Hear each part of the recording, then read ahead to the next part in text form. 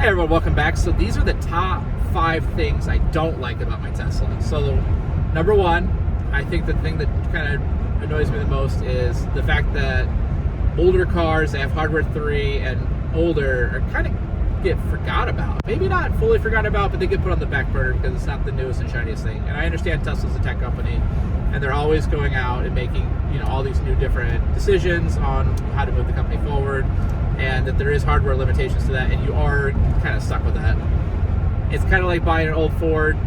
It's got the old technology. If you look at 2014, Ford's not going to go update your stuff for you, and you are kind of limited to that. So that's not ideal, but you do hear stuff throughout the time of, like, in Tesla where, hey, hardware 3 is going to be able to handle fully autonomous driving.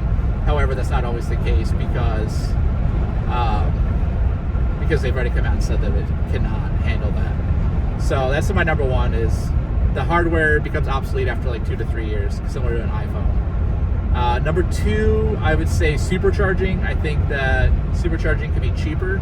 It's definitely not. I know it's not up to Tesla necessarily on the pricing for that, but it is kind of crazy how you're paying, I think the cheapest I've seen, at least during like a peak time, is like 38 to 43 cents a kilowatt hour, which is insane to me. I understand people got to make money, but at the same time, like, you don't have to price gouge everyone. And then even at the cheapest time, it's like 24 cents a kilowatt hour. So for me, I don't love that there's so much vary in pricing. I want to kind of be a little bit more standard. I do wish I had free supercharging for my car, because I think that'd be pretty helpful. I wouldn't really use it that often except for when I have to do travel, but you never know. Maybe I would. Maybe I would travel more because I wouldn't have to worry about paying for fuel. Another thing I don't really like is for some reason, the build quality I don't think is as good. Or at least by 2022, I think the newer ones are a little bit better. But for mine, I know that there's definitely some type of gap or like a seal issue in my right window or in my passenger window, because I can feel a draft coming through. I can feel a breeze, and that's just not ideal for me, at least. Especially, like, I'm wearing a jacket right now in my car, and I have it set to 69, but still.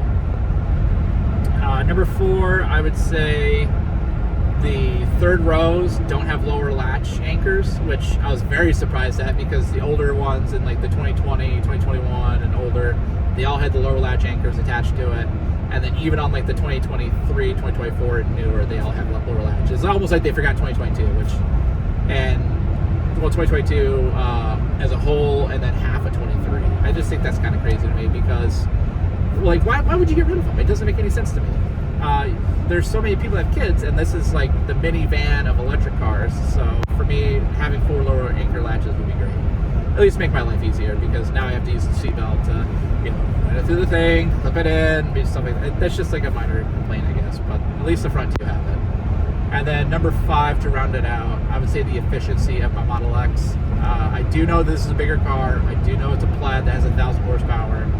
And I know that if I left it in chill mode, I would probably have better efficiency, but I'm just kind of surprised that it equates to about 26 miles per gallon for an SUV, which I don't know of any 26 mile per gallon SUV that has 1,000 horsepower and can launch in 2.5 seconds to 60. But, it's just one of those things that I kind of think about on a daily basis.